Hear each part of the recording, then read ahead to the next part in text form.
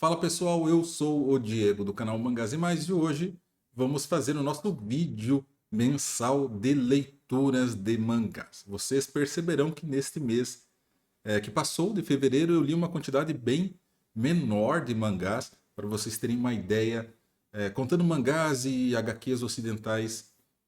No mês de fevereiro eu li apenas 13 volumes e se comparar com janeiro, que foram 26, isso dá aí uma redução significativa, né? Cada um tem o seu tempo para gerir. Infelizmente, em fevereiro eu acabei lendo bem menos do que eu deveria. Ainda assim, isso pode ser algo positivo, porque neste vídeo de leituras de mangás eu poderei falar um pouquinho mais sobre cada uma das obras, não será algo tão corrido assim. Bom, para começar, eu tenho aqui já para mostrar a vocês o que foi que eu li, já apresentando, né, em uma ordem aí daquilo que eu menos gostei. Lembrando que não é porque eu gostei que eu não gostei, né, ou que eu gostei que a obra seja ruim ou boa. É apenas uma questão de gosto pessoal. Depois eu explanarei sobre cada uma dessas obras. Então, o que eu menos gostei de ler em relação aos mangás em fevereiro foi Vampiros do Mestre Osamu Tezuka. Claro, depois eu falarei com bastante pausa, mostrando cada uma dessas obras para vocês. Na sequência daquilo que eu menos gostei, tem aqui Hokusai do mestre Shotaro Ishinomori. Ambas as obras foram publicadas aqui no Brasil pela editora Pipoca e Nanquim. Temos também aqui os volumes 17, 18 e 19 de Mao, publicado aqui no Brasil pela editora Panini, né, da mangaka Rumiko Takahashi, que eu adoro. E para finalizarmos, né, a obra que eu mais gostei de ler neste mês de fevereiro foi o volume 2 de Initial D. Mas antes de falar sobre cada uma dessas obras, né, fazendo um breve resumo e apontar aquilo que eu gostei e aquilo que eu não gostei de cada uma delas, eu peço para vocês, por favor, se vocês gostam desse tipo de conteúdo, deixem o seu like, comentem o que vocês acharam. Se não são inscritos ainda, por favor, se inscreva no canal. Nós temos a meta de alcançar 2.000 inscritos até o final de 2025 e o ritmo está sendo muito bom, né? Eu acredito que nós bateremos essa meta com alguma folga, se Deus quiser. E também, se você quiser ajudar o canal de outras formas, tem na descrição do vídeo, né, os links para você se tornar membro ou para fazer as suas compras na Amazon por meio do nosso programa de afiliados.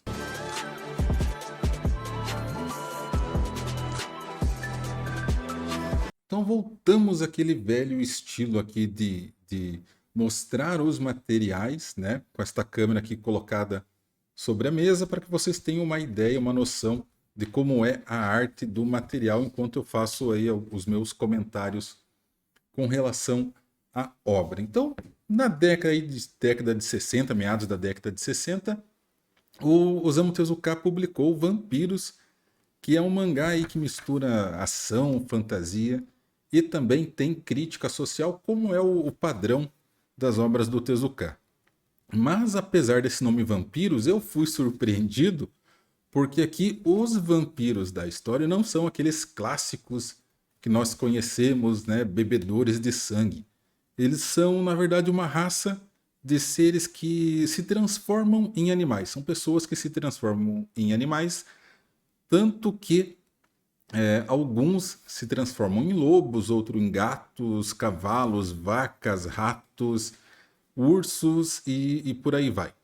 A história segue o Topei, que é um garoto que se transforma em lobo, né? Ele faz parte, portanto, dessa raça e foge para a cidade a fim de se infiltrar entre os humanos, e ele acaba conhecendo então o próprio Tezuka, né? Sim, o autor se coloca aqui como um personagem da história, né? Vocês podem ver aqui, e não é qualquer personagem, ele tem um peso importante aqui dentro. E o Tezuka aqui da história acaba se envolvendo então sem querer, né, naquilo que se tornará uma guerra entre os vampiros e os humanos. E ele acaba se envolvendo porque o Topei tem o sonho de desenhar e bate na porta dele pedindo para ser o seu assistente. O grande antagonista aqui da história é o Rock, né, que é um dos vilões mais icônicos do Tezuka, que é esse rapaz aqui. E ele serviu de base para o Yuki de Mu, né, ou MW, Psicopatia Profana. Tanto que é impossível você ler, né, as duas obras, né, no caso aqui, essa obra aqui, sem se lembrar do vilão do Yuki. Claro que neste caso aqui, né, o Rock ele possui menos camadas do que o vilão lá de Mu, Psicopatia Profana. O Rock é ele é ambicioso e manipulador, né? Ele se desenvolve, né, e cria novos objetivos aqui com o desenrolar da trama.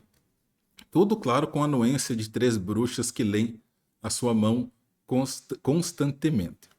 O Topei meio que por acaso, né, e meio que por culpa do Tezuka dentro da história, acaba se tornando um refém do Rock, né?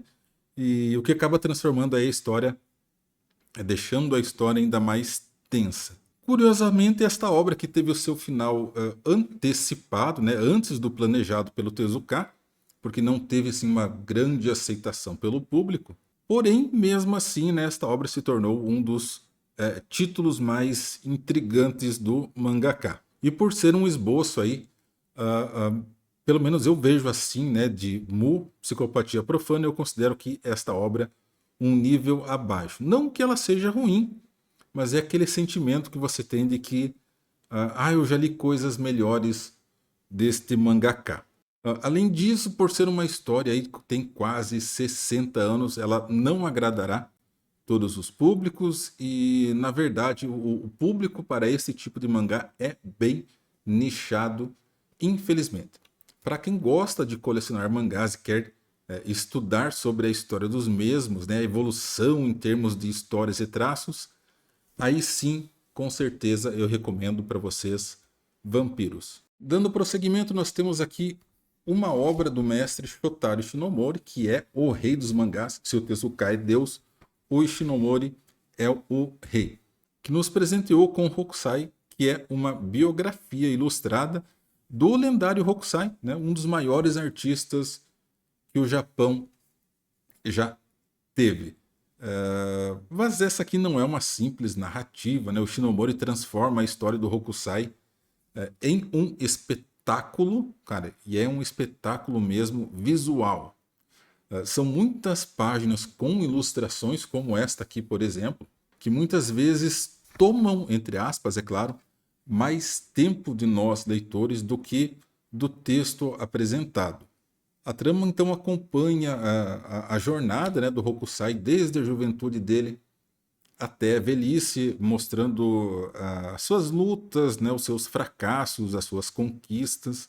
E este mangá que não retrata apenas o artista Hokusai, né, o brilhantismo dele, mas também a sua parte mais humana, né, aquele homem teimoso, obcecado pelo trabalho, sempre buscando a perfeição, com a sua crise de meia-idade.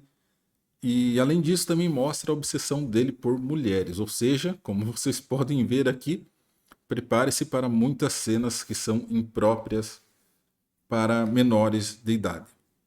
Esse material também foi publicado aqui no Brasil pela editora Pipoca e Nanquim e é uma leitura essencial. Mas veja bem, não é uma leitura obrigatória, né? Eu não quero ser apedrejado aqui nos comentários por estar obrigando alguém a ler qualquer coisa. Mas é essencial, sim, para quem gosta, né, de arte e quem quer conhecer mais sobre esse gênio que influenciou gerações. E aqui isso vale tanto para o Shinomori para o Hokusai em si. Quem me acompanha sabe quanto eu gosto dos traços do Ishinomori, mas apesar de nós termos aqui mais de 600 páginas, eu senti que faltou muita coisa a ser explorada. Quando você sabe quando você termina um material, né, e fica com aquela sensação de que ainda não está satisfeito com aquilo que foi apresentado? Então, outro ponto que me incomodou um pouco foi o fato da história avançar no tempo e depois retroceder para momentos anteriores da vida do Hokusai. Mas aí é um problema mais meu do que da obra em si. De forma bem resumida, né, esta aqui é certamente uma obra que eu recomendo, mas que infelizmente está difícil de encontrar sem que você precise vender aí um rim para ter Hokusai na sua coleção. Para falar de Mao, eu peguei apenas o volume 17 aqui. Para quem não sabe, é uma obra, né, da Rumiko Takahashi, a mesma autora de Inuyasha e Rama Mei, e mistura aí elementos de romance, fantasia e mistério com um toque de sobrenatural. A história segue então a Nanoka, né, que é uma garota que se encontra em um mundo alternativo após um encontro estranho com um jovem chamado Mao, que é esse rapaz aqui. Vocês podem ver, apesar de alguma transparência no material. E o Mao é uma espécie de exorcista que vive aí, talvez há mais tempo que o Matusalém, né? Tem aí séculos de idade. Ambos têm o seu destino entrelaçado pelo Byuki, que é um gato amaldiçoado e que sumiu da história, né? Por alguns volumes, ele tem aparecido bem pouco, mas que agora aí nesses volumes, aí no volume 18, ele retorna. E enquanto o Byuki tira férias, né, o principal vilão que nós temos é o Shiranui, que busca reviver o clã Goku, o qual o Mao fez parte, né, há muitos séculos. Então, nesses volumes 17, 18 e 19, temos um aprofundamento da trama, né, com revelações bastante significativas sobre os personagens. Neste volume aqui, por exemplo, 17, a Nanoka, a Natsuno, teve a sua vida prolongada, né, por um Jujutsu misterioso do elemento terra, e ela enfrenta então alguns dilemas relacionados à sua existência. Eu não falarei porquê, mas aqui é explicado como que ela conseguiu esse jutsu, né? Como quem que fez esse jutsu para prolongar a vida dela e com qual objetivo. Mas para não estragar a experiência de leitura, eu não falarei quem foi.